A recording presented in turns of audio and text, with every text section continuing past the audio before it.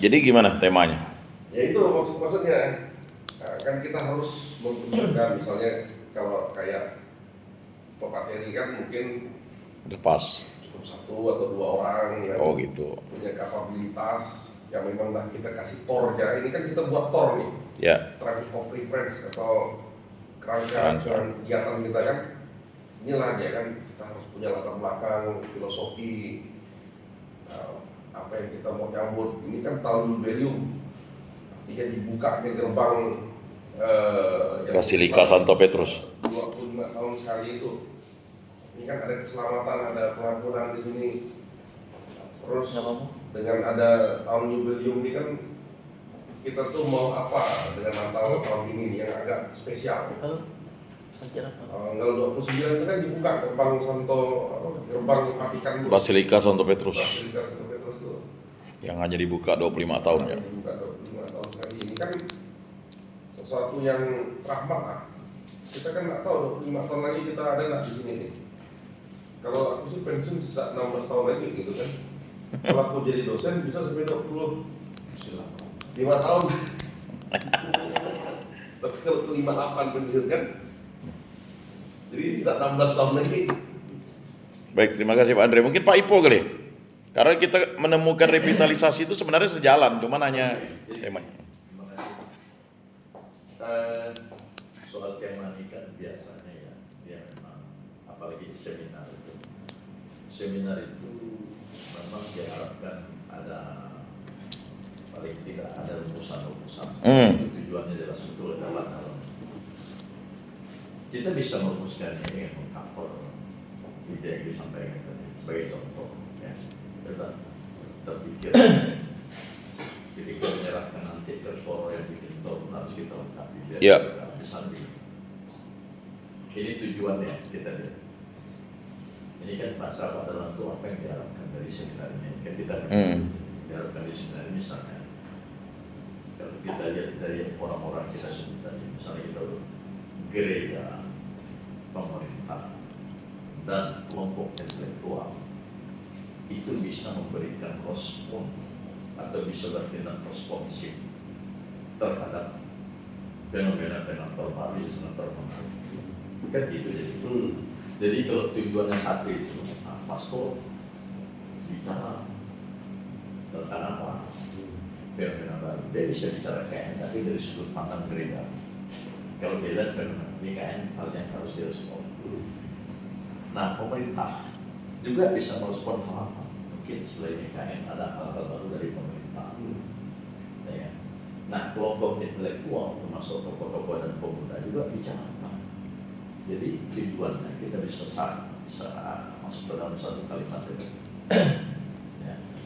Bahwa gereja kan lebih besar ya dari pemerintah itu gereja lebih besar. Tujuannya satu gereja, pemerintah dan kelompok intelektual. Hanya mau kita bisa batasi daya atau apa. Dan kelompok intelektual. Kelompok intelektual ini kan bisa dari tokoh, bisa dari mahasiswa segala macam ya. Yeah. Mampu bertindak secara responsif dalam kurung memberikan fokus dan mengambil langkah strategis ya terhadap tidak sampai hal-hal yang baru terhadap perkembangan baru yang terkait dengan gerakan pembangunan di Indonesia dan di Kalimantan Barat, di Indonesia pada umumnya dan di daerah-daerah khusus. Maksudnya nanti ya orang berkaya pemerintahnya bisa merumuskan terkait misalnya di IKN terkait apa ya fokus menurut pemerintah atau berkaya kan begitu. Menurut Monsignor dari segi gereja apa yang harus mereka bikin menurut versi mereka, pandangan mereka terkait IKN tadi misalnya terkait ada kebijakan baru misalnya disebut keuangan negara yang sudah seharusnya minim ya kan dan segala macam. Nah, mereka jadi kita perkaya jadi ruang gerak mereka tapi kita lebih arahkan. Nah kelompok muda misalnya ini ya dari sisi pemuda apa yang harus dia berikan gagasan yang mendorong bahwa kelompok ini ya kelompok gereja pemerintah dan ini bisa memberikan atau bertindak secara responsif atau memberikan respon yang positif dalam arti merumuskan langkah-langkah strategis, merumuskan langkah-langkah dan tindakan strategis terkait perkembangan terbaru di Indonesia ini, ya, yang berhubungan misalnya dengan kesejahteraan atau apa, berhubungan dengan kemajuan dan kesejahteraan masyarakat. Apakah kita batasi daya atau apa itu silakan. Jadi mungkin dengan tujuan seperti itu sudah mulai lebih terarah lah. Yeah. Itu soal tujuan aja. Soal temanya tetap. Jadi tema itu kalau Sindar itu agak lebih besar, apalagi kita membawa banyak pihak ya. Nanti gereja bicara apa, diwakili para monsinyur, pemerintah bicara apa, dan rencananya waktu itu Pak Bupati atau Ya, Pak Bupati siapa? tetap dia jadi Lalu pembicara. tokoh muda atau tokoh masyarakat intelektual ini bicara apa? Bupati Bengkayang. Nah, mereka mau kaitkan dengan apa? Ketika situasi pemerintah kita yang sedang tidak baik-baik saja, misalnya kan, nah silakan. Tapi targetnya supaya ketiga kelompok ini punya pandangan, bisa mengambil respon yang pas, mengambil langkah-langkah strategis yang pas. Paling tidak isunya kan, merumuskan langkah-langkah strategis yang pas untuk kemajuan dan kesejahteraan masyarakat Dayak Kalimantan Barat. Titik. Nah, itu kira-kira mungkin menurut saya rumusan tujuannya. Nah, rumusan tujuan. Nanti apakah temanya mau diperbaiki atau tetap Silakan. itu kan ini nyambung gitu. Nah, mungkin sekedar tambahan kalau mengenai itu kata kalau itu tujuan. Ditulis ya apa yang tadi dikatakan oleh Pak Penasehat. Jadi kan tujuannya itu kan tujuannya kan harus fokus. Itu bukan tema ya. Apa yang diharapkan sebenarnya oh ya. Tujuannya itu apa? Jadi dikerucutkan ya, apa yang diharapkan itu tujuan tema itu apa, maksud tujuan itu apa, karena itu kan faktor, kan ada latar belakang, ada tujuan. Jadi karena Bengkayang ini kan unik, itu kan kabupaten yang dikuasai orang Dayak, punya laut, punya hutan, punya pariwisata, punya perbatasan. Nah ya, coba catatan sedikit supaya kalimat ini agak teknis ya. Tindakan yang respon positif itu dalam kurung suatu seperti setelah positif itu dalam bukan setelah yang positif di situ buka kurung ya, merumuskan gagasan dan langkah-langkah strategis ya. Itu maksudnya. Nah itu kan nanti jadi latar belakang lah itu kan. Itu nah ya, Makanya kita harus strategis. latar belakang dan tujuan kita ini kan harus jelas. Tapi kan latar belakang dan tujuan ini kan karena ada masalah. Ya. Nah masalah ini kan kita mau mencoba memberikan sumbangsi pemikiran. Ya, itu ya, terhadap betul. masalah ini. Ya. Jadi masalah itu kan saya sampaikan tadi itu kan masalah perbatasan, masalah narkoba sudah Indonesia masuk masalahnya masih banyak kan. Apakah Indonesia ini Indonesia emas, Indonesia kemas, atau Indonesia cemas? Pangan itu jadi masalah juga. Tema. Nah, itu saya bagaimana kan? Perang nuklir ini jadi masalah juga. Tapi ya Berarti bicara Dayak sebagai seorang Dayak menghadapi perbatasan dengan narkoba ini gimana? Di Aruk sama di Bengkayang itu katanya ada satu kampung yang narkoba ini dari kepala desa sampai ke warga desa itu udah biasa, melihat biasa, mengkonsumsi biasa. Ini kan kondisi itu. Sekarang kita terbatas intelektual, tapi yang tidak intelektual kan lebih banyak orang kita. Saya balikkan berarti masuk ke Bengkayang. Saya gini, kalau saya sih tidak masalah kalau cuman ketika kita ngomong intelektual Dayak, ini skopnya Kalbar, maka memang yang harus kita lihat bahwa berarti harus ada dari Ya. apa namanya, dari minimal organisasi Dayak yang harus ngomong. Nah, itu. Jadi ada Ya, nggak tahu lah kita apakah dia ada. Ya. Nah, gitu. Kemudian yang sekarang yang juga perlu kita lihat ini kan munculnya kayak TWR, ya kan? Apa? TWR ini kan, Oh. juga harus kita ini kan, kayak gitu. Nah, kalau saya punya pandangan itu, tadi oke mamanya dari sisi gereja ada, kemudian dari sisi pemerintahnya memang harus ada. Kemudian ketika kita ngomong Dayak, maka harus ada organisasi Dayaknya. Karena siapa yang mau kita harapkan yang bisa ini kan menggerakkan Dayaknya? Tentu organisasi Dayak. MBR salah satunya. Nah, terus ini kan gitu. Sehingga jangan nanti muncul justru sesama organisasi Dayak ini lalu yang berkelahi. Ya kan? Nah, mereka juga harus diberi, menurut saya harus diberi kesempatan. Terlepas namanya cukup satu, kalau kita mau ngambil DAD atau MADN namanya kan. Kalau MADN mungkin sudah skala nasional, tapi karena kita ngomong skalanya kalah, ya minimal dari DAD. Karena mereka yang mewakili, kita anggap mereka yang mewakili intelektual Dayaknya. Untuk sekarang.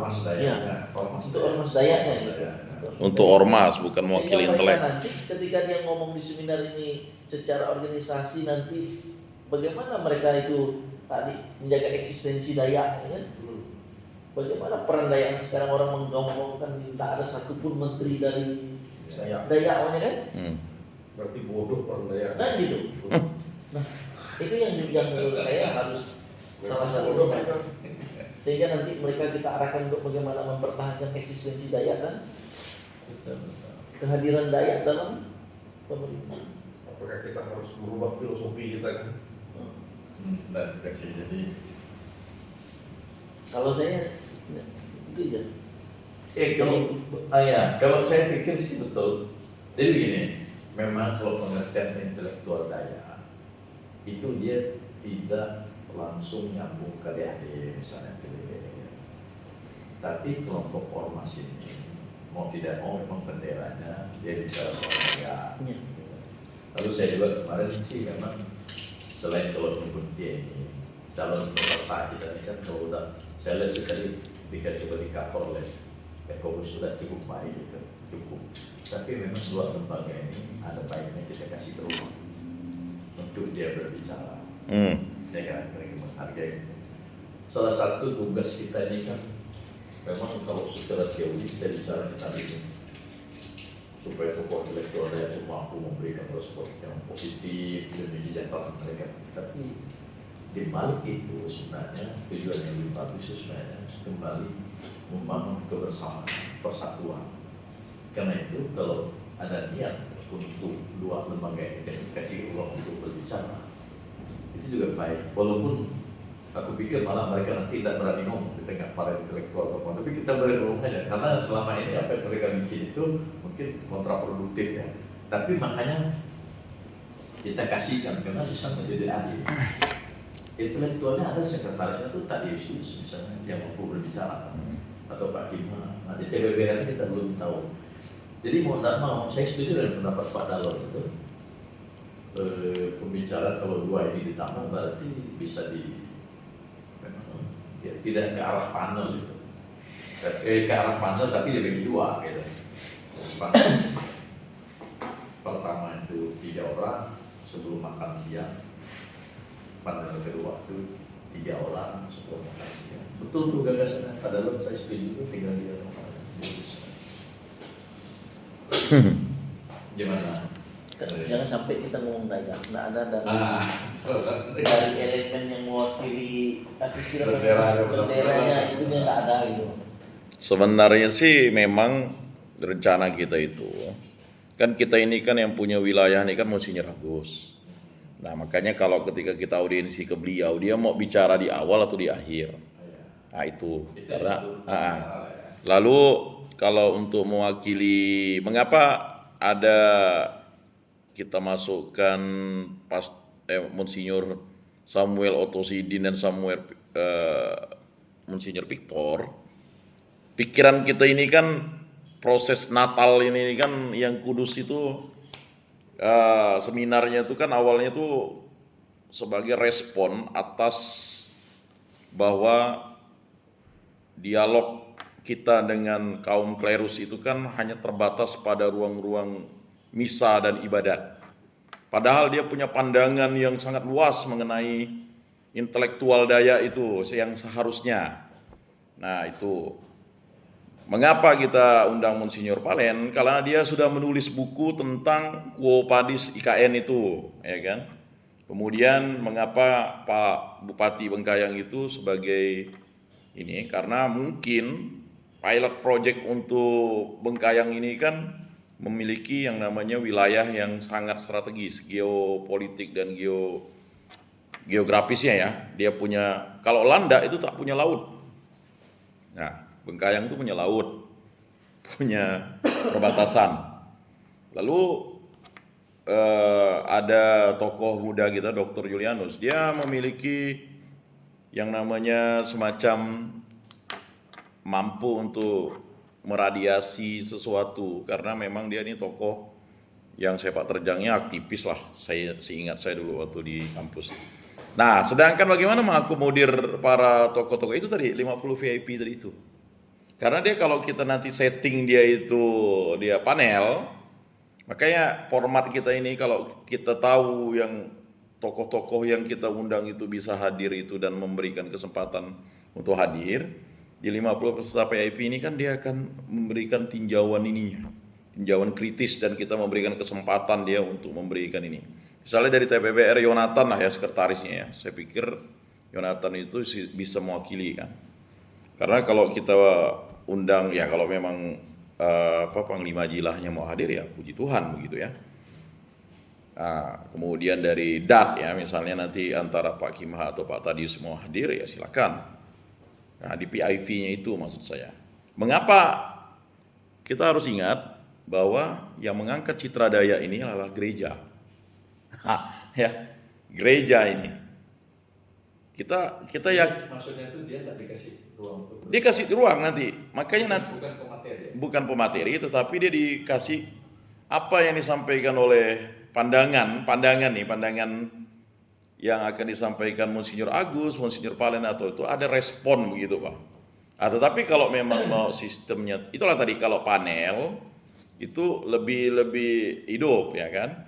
Tetapi kalau dia sesi, dia semacam kayak seminar yang biasa, lalu dia hanya sesi-sesi ada respon tanggapan ya kan. Nah, cukuplah satu pembicara kalau saya rasa ya. Kalau untuk ini, tetapi karena kita ingin mengangkat intelektual Dayaknya itu kembali ke kitohnya, kembali bahwa Dayak ini tadi kan beberapa kali selalu disebutkan, oh saya ini didikan seminari loh, makanya saya bisa sampai ke sini. Wakil gubernur pun ngomong, saya ini didikan Katolik loh. Jadi keberhasilan pendidikan Katolik ini bagi orang Dayak ini, kita kembali merevitalisasi lagi itu Pak, peran kaum intelektual Dayaknya. Loh saya memang dikasih gelar Panglima, tetapi saya harus berpikir bahwa anggota saya ini minimal S1 begitu. Nah itu respon tadi yang ingin kita bangun begitu. Tapi ini kan baru konsepsinya kan begitu. Ya itu tadi saya sih gini, nah silakan Pak. Kita mungkin Monsinyur Agus kita minta sebagai keynote speaker. Ya catat keynote. Kemudian satu uskup saja yang mewakili dari gereja. Iya. Satu uskup ini tinggal kita. Kalau suruh saya, Monsinyur Agus sebagai keynote speaker-nya, satu uskup mewakili gereja, ya. Kemudian satu mewakili dari kalangan Dayaknya. Nanti tinggal kita mau cari apakah DAD-nya atau tokoh Dayaknya yang bisa kita ini. Tapi kalau kita melihat tataran yang ada sekarang, saya lebih ke organisasi. Karena biar mereka punya program untuk membangun Dat-nya lah ya, dat-nya. Kayak gitu. Kemudian baru pemerintah dan tokoh muda. Dat ya, tulis dat situ. Dewan Adat Provinsi. Tetap 5 juga sih dia. Tetap 5. Itu kan kemarin itu kan Monsinyur Samuel Otto Sidin itu alternatifnya, ya kan?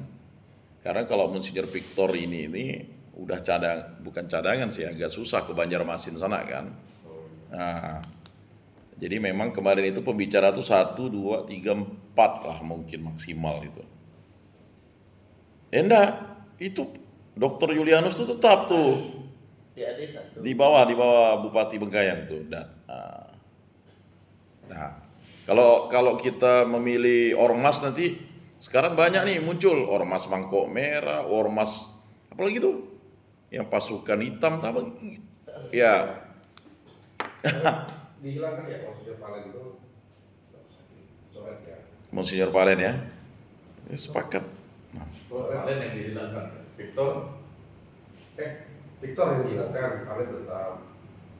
Ya, Victor kan jauh. Nah itu sebenarnya Coret ya. Monsinyur Samuel Otosidin, Garing Palen, Garing Victor gitu Pak. Atau itu. Salah satu ya. Nah, Oh, salah satunya yang itu maksudnya. Oh, yang itu. Ah. Mana yang bisa lah mereka. Iya, saya tuh bukan pesimis mereka hadir, tetapi kita sudah mengakomodir itu. Jadi pas 5 tuh cukup. Memang 5. 5 di panel sih, enak ya. Dia bicara sekaligus kan. 1, 2, 3, 4 ya. 1, 2, 3, Satu kan 4. keynote speak-nya. Oh iya. Monsinyur Agus tuh bisa diletakkan di atas atau di bawah. Di awal dia. Karena dia kita paling tinggi kan. Note speaker.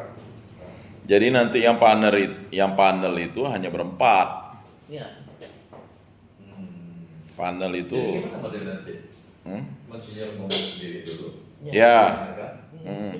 Langsung diskusi. Langsung mereka baru mereka masing-masing satu-satu nih paparan. Oh, artinya tetap 5 kali ngomong. 5 kali ngomong. Semua orang ngomong dikasih 25 Ya. Baik. baru direspon sekali. Karena Monsinyur Agus itu kan tidak mungkin dia stay sampai 1 hari itu. Dia kan Dia paling ngomong 15 menit. setelah itu dia Jadi, mungkin apa tadi pemikiran besar, kekhawatiran besar itu dia yang sampaikan. Ada yang nyampaikan, gitu. Tapi dia dengan melihat tor nanti dia Ya. paham. Makanya kan Kalau tor itu ya, yang nyusunnya, kalau Yuli dan kalian hubungi, tujuannya pasti belum nyampe. Apa yang ingin didapat tuh segala dikasihkan ke dia biar dia bisa melengkapi. tulis di situ latar belakang, tujuan. Tapi belum lengkap bedanya baru ke apa yang ingin disampaikan dalam seminar kan. Kalau Tema, misalnya kan apa yang ingin disampaikan. permasalahan ini kan ini logistiknya dari mana? Ya, itu yang dari sana. Ini dulu bertahap. Nah kalau ini kan udah hampir final nih.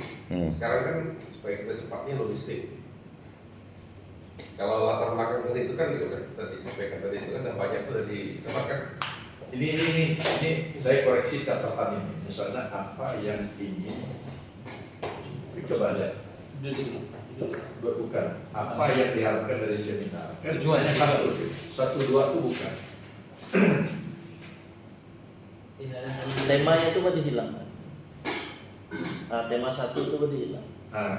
1, 2 tuh nggak ada lagi tuh, udah 3 aja, 1 aja tujuannya, ya kan? Itu kan latar belakang semua itu. Logistik.